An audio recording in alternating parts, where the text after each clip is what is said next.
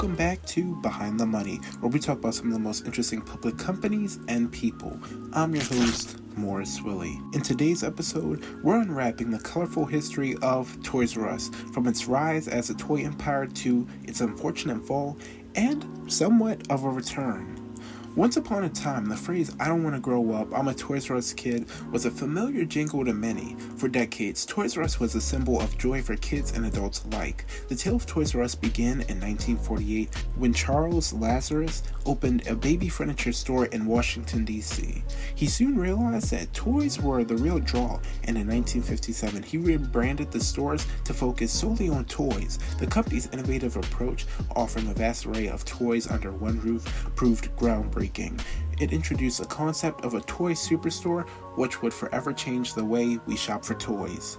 Throughout the 20th century, Toys R Us became synonymous with the joy of childhood. It expanded rapidly, and by the 1980s, it was an international giant, with stores across the United States and around the world. Its mascot, Jeffrey the Giraffe, and the jingle, "I'm a Toys R Us kid," were etched into popular culture. The company was a beacon for children and parents alike, known for its endless aisles of toys, the iconic R symbol, and those magical trips to its sprawling stores.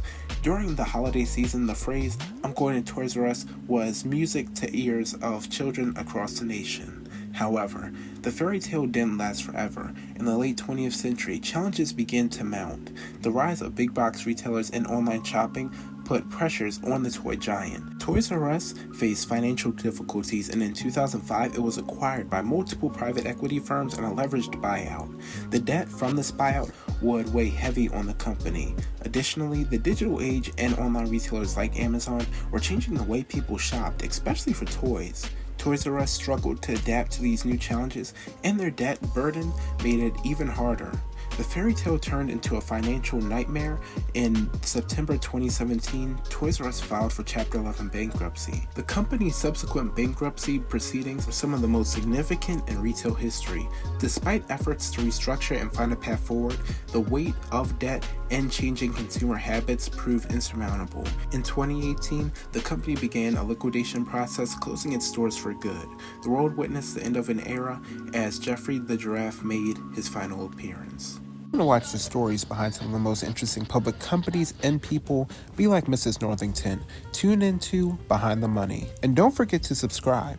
In 2019, there were efforts to bring the brand back, with a focus on smaller stores and a more interactive shopping experience. Currently, the brand has a partnership with Macy's, opening micro stores within the Macy's locations, and are on track to open up multiple smaller Toys R Us locations within the United States. But what's also interesting to note here is that internationally, people still have Toys R Us's. If you look in Canada, for example, the Toys R Us brand is still going strong.